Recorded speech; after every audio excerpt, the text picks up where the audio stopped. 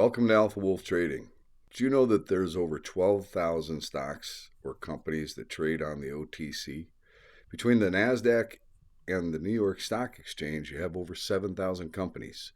But us as retail investors, we wouldn't know that unless we were researching. Because why? Wall Street focuses on the elite, the big companies. And where the retail investor has their advantage is in small and micro-cap stocks. Why? Because you have the opportunity to speak directly with leadership. That is what this is all about here at Alpha Wolf Trading. We're trying to find the hidden gems, and we interview the executive teams of companies that we think meet the parameters to be those hidden gems. I also want to make sure you understand that this is not a paid-for promotion. I collect no compensation for the interviews I do here. These companies that I interview have been identified as potential opportunities for me and the members of Alpha Wolf Trading to receive a higher than average return on our investment. These companies I have identified either because of a technical setup on a chart, a fundamental change within the organization, new management team, new products, all kinds of different things that actually lead me here. But what do I think is the most important? Leadership. And that is why I do these interviews. I want to understand what drives the person that is leading the charge. I want to feel their passion. I want to understand their vision and the strategy that they're going to use to achieve success. That is what these interviews are for. I want to understand the share structure and the cap table, the size of the TAM, the total addressable market. This is the opportunity to learn all of those things. So sit back and enjoy. And if you learn anything from today's interview, do us a favor. Subscribe to the Alpha Wolf Trading YouTube channel. This video is for educational and entertainment purposes only. I am not a financial advisor.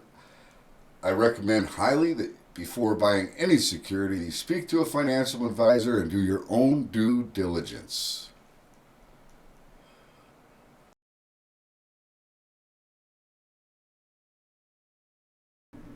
Hey everybody, Tim from Alpha Wolf Trading coming at you with a follow-up with DUOT Technologies. Today we have CEO Chuck Ferry and CFO Adrian Goldfarb. Just announced your quarter, Chuck, and it was light. We kind of knew that was going to happen. You kind of guided in that direction, right? Second half of the year, you're thinking is going to be much more meaningful, right? That's right, yeah. And you had some pretty significant things happen in the last quarter. One of them was a patent that people didn't maybe don't understand the significance of. Right? Yeah, so we can talk about, well, look, we absolutely anticipated and predicted and kind of warned folks that the quarter would kind of land where it did. So really no surprises from here. It was, but to your point, the second half of this year is expected to come in very, very strong. And again, just to try to explain, the current headwinds in terms of the financial situation that we've talked about before is this is largely attributed to delays, project level delays. So we're in active contracts to install a couple of different portals, and the miss on the revenue for the quarter is due to those delays. The second thing it's attributed to is we've told everyone, look, we're basically transitioning from a CapEx only business into a business that is much more heavily oriented towards subscriptions. And we can talk later about what we're doing to diversify the business a bit into the edge data center business, which is also meant to further reinforce that subscription and recurring revenue business. So that hopefully tries to explain that. So the patent. Look, we now have 10 active patents on the railcar inspection portal solution. We've got 6 more patents pending on some new technology that we're going to bring to the market later this year. And Adrian, maybe you can talk about why this patent is so important. Sure, Chuck. Obviously I have a pretty long history with the company, and we've been working on this technology, what they call the wayside detection technology, using a scanner to scan the trains and then produce data off of that, images, and then some data that can be used by AI. This was actually invented back in, I think, 2010. Okay, and we've had different portals in for doing the same thing, but for some different applications. Initially, it was for looking at a couple of features, open doors, open hatches, some illegal riders. That's where this all got started. And technology's been developed over. It took a big leap forward in kind of 2016, 2017. We built the first real mechanical inspection patent. It actually happens to be located in Mexico, still running today. It is. It's running very, very well. And we've sort of grown it up from there, and we filed a lot of patents related to that. Some of the technologies to do with how we stabilize the images. Some of it is to do with the AI and the methodology we've done. But the most recent patent is so significant is because it really does define the entire methodology for doing this. So it's what I think I'm not a patent expert, but it's what they call, I think, a process patent. And it defines that we, DUOT, as the inventors, have created this way in order to do a 360-degree scan of a moving train. Moving, by the way, at speeds up to 125 miles an hour, which nobody else has done. Right, which is incredible. I mean, it's incredible. And when you see those images, I mean, you can literally read the part number off of the, I mean, it's unbelievable, right? Yeah, we've talked before. Look, when we show it to anybody in the rail industry, we've shown it obviously to all the rail and freight operators and passenger operators. Recently, we've shown it to the FRA, Federal Rail Administration. We've shown it to the national leadership of the Mechanical Carmen Union. They came here in full force and have seen it. We've shown it to 30 different, senators and congressmen, up on Capitol Hill. All of them, they're stunned by it when they see it. They can't believe it. And in particular, the FRA, as well as the labor unions, which sometimes come out against new technology because they have understandable concerns about it. In this case, the labor unions were like, "Hey, this is incredible," and we think that our membership, who are the mechanical car inspectors, and we agree with them, they're the ones qualified to use the system, Right. And they will greatly benefit from using it and the impact to overall safety. So that's all probably happened in the last quarter or so, and so it's not reflecting in our financials yet, but it's going to as we get further and deeper into this year. Okay. And one of the initiatives too, Chuck, was going after the rail car owners. How is that progressing? Yeah, so we're making good progress with that right now. Again, we've shown the system to probably well over 40 car owners and shippers. Some of them are, the largest ones you can think of. And we're finalizing a deal right now where we are going to be allowed to offer subscriptions like we've been talking about across probably about 8 of our portals. I expect to probably be able to announce that the next month or two. That's been a big breakthrough for us, and here's why. Because this industry, the rail car, particularly the class ones, haven't ordinarily, they ordinarily keep safety data and consider it proprietary, and it's understandable based on how they run their businesses. In this case, what we're seeing is a shift in that methodology where we're going to see some of the class 1 railroads willingly sharing safety data with their car owners and shippers that run on the network. And the premise is that if they share the safety data with the car owners and shippers, the car owners and shippers will, because they have their own maintenance programs, okay, they'll do a better job and a more thorough job of being able to maintain their cars before they get onto the class 1 network. Right. So when the cars are coming to the class 1 network in better condition, class 1s have to do less maintenance and are moving cars more and faster because that's what they want to do. So I think we're seeing a trend, and we're going to see it come to fruition or begin, here in the next month or two, and we'll see it throughout the year where this is potentially an industry game changer, in my view, along with everything else that we're doing. Awesome. And you also announced another portal, right? Yeah, we did. So yeah, we've been given a notice of award for a new portal to be built for a large chemical processing company down in the state of Texas. And so basically they run a very large manufacturing and a loading facility that involves a lot of rail cars that they own and lease. And so as the rail cars enter the facility, they get scanned. Obviously, if they need maintenance, they'll get cut out to do the maintenance.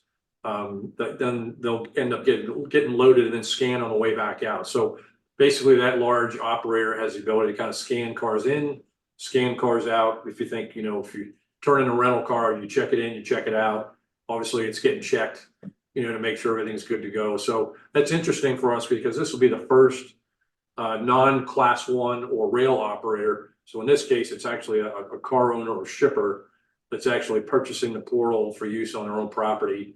And we expect that they'll probably also eventually take a subscription so they can see their cargo as it's going out onto the network. And then while it's on the network, they can continue to monitor their cars, for health and safety purposes. With Smart on that one, right? Super. What they did was, they figured out that the return on investment for them is very lucrative in that, if they're able to prevent, rail cars from going out onto the network with mechanical defects that derail hazardous materials, it's a huge game changer for them. Likewise, when the cars come off the main network and enter their facility, unfortunately, today they sometimes have derailments in the facility. It's a massive facility. So what they're doing is they're basically checking that car to make sure, hey, before this car proceeds further into the facility, it's safe to do so. And so it's going to help optimize what they're doing inside that large processing plant. Excellent. Excellent. So let's talk about the other little piece of things. So you had a nice article written up about you and Dell and NVIDIA, and was it Forbes? Yeah, it was. Yeah, so the article, and you can see our earnings release, but yeah, it's a very, very nice article written in Forbes magazine, sponsored by Dell Technologies. We've talked before where we have a very strong partnership with Dell Technologies, as well as NVIDIA. And through that partnership, that's really where we put together our proprietary computing solution that goes inside our edge data centers that are co-located in part of our rail car inspection system. So basically, the article explains how DUOT is one of a couple of companies really leading the rail industry in terms of supporting the use of artificial intelligence and really kind of part of that rail industry's AI value chain. Very, very well written, and we appreciate that from our partner, Dell Technologies. We pointed it out because we just thought it was a great example of how Dell partnered with companies like ours can produce some really meaningful advances in the rail industry, for example. And it kind of also shows and highlights what the AI value chain is in the rail industry and how we can now envision seeing potentially DUOT participating in other verticals of that AI value chain, specifically in edge data centers. Which you are actively moving forward with because you are now starting another division, right? Yeah, that's right. And so, we've been kind of teasing people, and folks probably haven't been paying attention to it. If you go back to our investor decks over the last year or so, you'll see mention of the fact that, we'd like to diversify where it made sense. And one of those areas that we thought would be interesting would be the edge data center business. You can see that well over a year ago, I think, in some of our marketing material. So we've been very quietly working in the background, doing our homework, and getting the right people lined up for this. But yeah, we have officially launched our another operating subsidiary called Duos Edge AI. You can go to a website called duosedge.ai to get a little bit more information. And we plan to hold a press release, I think sometime in June. Press conference, yeah. Press conference sometime in June to kind of roll that out and give the market a lot more details about it. But in a nutshell, what we're really talking about is taking the skill sets that we've already developed and already have in-house, where we already do edge computing, very high edge, very high end, very fast edge computing with our railcar inspection portals, and just taking that over to a vertical that right now the demand for edge computing and the infrastructure to support that is it's like a nuclear arms race right this moment. I think we had a Comcast analyst predicted in one of his articles that the industry will spend $700 billion on this infrastructure over the coming few years. And you can read, there's a lot of material out there about edge computing and how it's really, really necessary to help support the 5G and development of AI computing at the edge. So we are already actively looking at a pipeline of over 200 edge data centers. We're in active negotiations right now for the first 4 that we pretty much will have sold out in the next month or so. That's before we even install them. And then we plan to install about 4 edge data centers beginning in the month of August, and that'll extend through the month of November. And our intent is to prove out the business case, prove out the economics on the on the unit economics on those edge data centers, and then we would intend to then accelerate that into 2025. Again, what we're really doing is we're providing a co-location service where we'll put an edge data center out. It's got the ability now to allow the large telecommunications companies like Verizon, AT&T, and some of the large fiber providers and other telecommunications and data center occupants to get out closer to the edge, co-locate, and effectively rent server rack space at that co-location facility, just like a normal data center.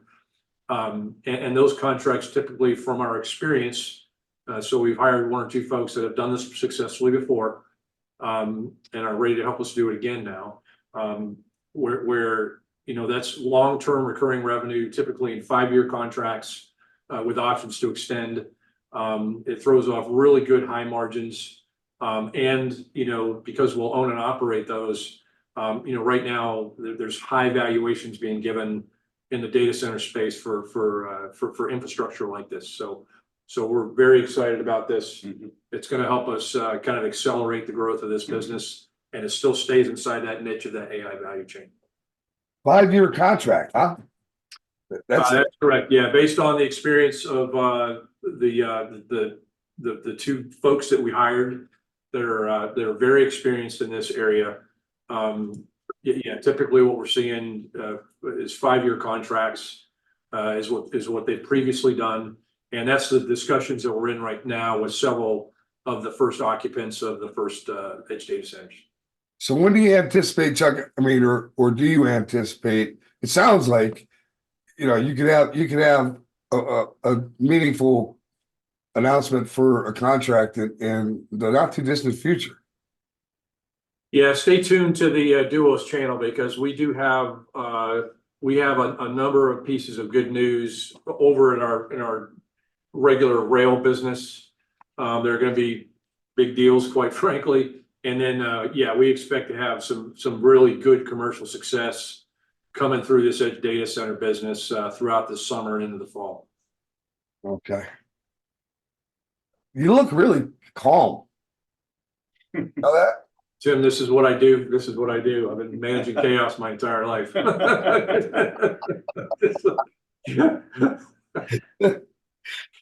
All right. So, I mean, this is exciting stuff. Can I ask? I can ask. It doesn't mean you have to tell me. the scale of the data center business compared to the railroad business? Yeah, I think you got two different I'll call it demand streams, right? Oh. So in the rail business, in the rail sector, and we've talked about this before, you've got an industry that's, very, very, very old industry. And, it's no secret, the rail industry, and folks will tell you that that's the way they are. They're kind of slow to adopt new ways of either doing things. They're slow to adopt new technologies, but they do eventually adopt them. Yeah. Think about positive train control, PTC. It was a slow adoption, but now the entire industry uses PTC and fully incorporates that into their operations, across the entire network. And it's for the businesses that produce that, it's a very steady and good piece of business.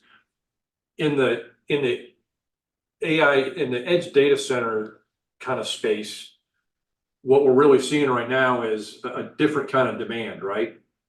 So the demand for the demand that we expect, when you and I dial up a video on your iPhone, right? We expect it to work instantly. Right. When we buy an Xbox or a Halo game, for my grandson, and we plug it in and it starts saying, hey, I'm trying to find the nearest data center so I can get, high speed, data for you to play your game. We just expect it to work. Right. So these are some examples, right? So the demand for this stuff is not like, hey, we're going to try it out and see if it works. The demand is already out there, and it's literally it's skyrocketing right this moment. You've got the biggest tech companies in the world, Google, AWS, and some of the others announcing that they're going to spend billions of dollars in data center, structure, infrastructure, and this edge computing is a part of that overall, IT infrastructure that's getting blown out there. So, any analyst that looks at this space will see that the demand is very, very strong. We've actually pitched a couple of Wall Street and not small Wall Street bankers, but some of the largest Wall Street bankers that I used to use over at APR Energy, and their practice, their data center practitioners have confirmed our business case and confirmed the demand for that solution. So yes, I am very excited about it. I think it's a good way to diversify our business and truly add, value and recurring revenue along with the rail sector that we can kind of run in parallel. But so you did a really good job of kind of avoiding my question. Did I avoid your question? What the data center it sounds to me actually could be a hell of a lot bigger than the railroad, right? Yeah, it could be, yeah. Okay. So thanks for bringing me back here to the question. So, yeah, this edge data center line of business could grow faster and larger than what we're currently doing in the rail business. I've had this happen to me before. I worked at a company called Arma Global. It was a defense contracting company. We started off where we had three lines of business. The first one that we started was doing aviation spare parts for some contracts overseas. We then fired up a line of business called it was basically IT engineering and professional services inside U.S. Special Operations Command and some other classified agencies. Well, that new business started off very, very small, but then literally over 4 years, it skyrocketed. And it eventually became to dwarf the other two lines of business that we had, and ended up transacting, and was eventually sold to General Dynamics, I think back in 2014 for, a significant sum and significant multiples. So from my perspective, I'm accustomed to managing multiple lines of business, or from my military career, managing multiple simultaneous operations, and special operations. And what this does is it basically de-risks our business to an extent, relying solely on the rail industry. And it will definitely diversify and add a very, very large set of customers that will kind of, de-risk our business overall and kind of produce that revenue and the value that I think everybody wants us to hit. And you and I have talked before, it's, the railroad business was kind of like the low hanging fruit. But your technology can be used for boats. It can be used anything for any moving object, right?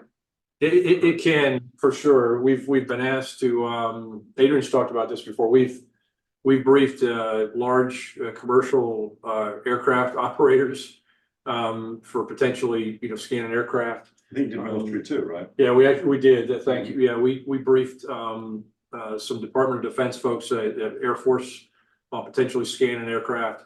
We recently had an inquiry where they wanted us to take a look at scanning automobiles, end of line inspections for automobile manufacturing, and then surprisingly enough, snowmobiles and other smaller watercraft for one particular manufacturer. So the technology definitely applies in other areas. Again, we consider the edge data center a piece of technology that we already use. In fact, we have patents on the use of some of that stuff. And so we think it's a good use of that, abilities in that new space. I mean, hell yeah. And then you start throwing off some real cash, right? That's what we want to do. We want to get to way above a break even. We want to throw cash off. And I think the business model for this, and we'll talk more about it in the press release or in the press conference in June, but it's got the ability to grow very rapidly and get to cash flow positive very quickly. It's definitely bankable. It'll throw some real meaningful cash off. That along with the subscription component of the rail business, we can see some real promising financial. You take a lot of the lumpiness out, right? I mean, no more of this lumpiness. I mean, that's beautiful to me. I mean, right now you've got a couple of customers that have postponed or pushed things back, but we talked about it last time. Those contracts actually grew, right? One was an acquisition or a merger, and that led to them signing up for more stuff. And then it was the other one went from a 9 million to a 15 million, right? Yeah, the value of our Amtrak contract has pretty much started about 9 million. It's north of 15 million now. The cool thing about Amtrak is they've also they're subscribing to 3 of our Class 1 portals right now with their long haul trains. They are getting excellent results from that. Their senior leadership are very happy, and they're actually further expanding that program while they incorporate that into their operation. So they haven't been able to see or have visibility mechanically into their long distance trains, at least from wayside detection systems previously. So this is a real big breakthrough for them, and I think Amtrak has had difficult years in the past, but I think they're really kind of being one of the leaders in the use of this when it comes to passenger trains right now. Okay. Hey, anything else, Chuck? You feel as though I missed anything here? No, I think those are the highlights. Yeah. Look, we're in a good spot right now. We're not being rewarded for it in the market right this moment, but I think as we get into the summertime and fall, we've got some really good things that are going to break through, and I think people will become a lot more interested in us. Well, I like the fact that you said stay tuned to the DUOT channel, right? That's right. Yeah, things are just starting. I can tell. I mean, you're excited, right? Things start dropping. I think it's gonna get fun quick. It's always sometimes you can get a little beat down when you're trying to kind of bring an organization along and you're waiting for it and you're waiting for it and you're waiting for it. I can remember being in combat leading my battalion in Ramadi, Iraq in 2006, and it just seemed like we were never going to make any progress, and we just had to stick to it, and all of a sudden it just completely flipped over, And we were very well rewarded for the work, and the effort that we put there. And this is no different. This company's going to pay off. And I think we're going to see real meaningful progress this coming year. Yeah. So let's just one other thing. So you're the CFO that you had in place left, but that was because basically you had another company wanted to pay him a lot of money. Yeah, Andrew Murphy had worked for me for over 8 years. He had worked for me when I was at APR Energy, when I was there as the president and CEO. He's a very, very talented younger financial professional there. And then I poached him from APR Energy, legally, of course. Brought him over here. He initially was leading all of our FP&A activities. He did a lot of things before he became the CFO to help turn the company around and help Adrian. And then, he got up into the CFO chair. I think he was doing a great job. Yeah. Fortunately, Adrian had continued to stay with us as a strategic advisor. So he's been here the whole time and has been in the background, while Andrew was in that seat. But no, Andrew got poached by a much larger company here in Jacksonville, Florida, that is going to pay him, a much, much larger salary. And we are very happy for him and his family. And obviously we still talk, but we are very fortunate to have Adrian with us. He knows the business. He knows the market.